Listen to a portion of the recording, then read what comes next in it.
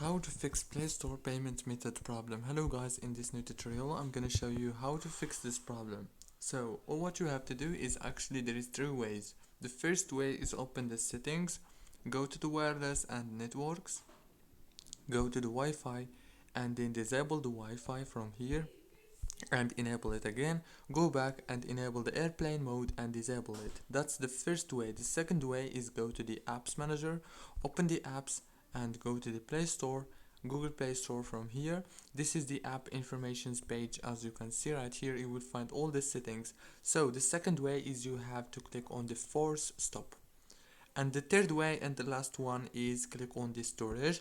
This is the last option, and now click on the clear data, clear cache.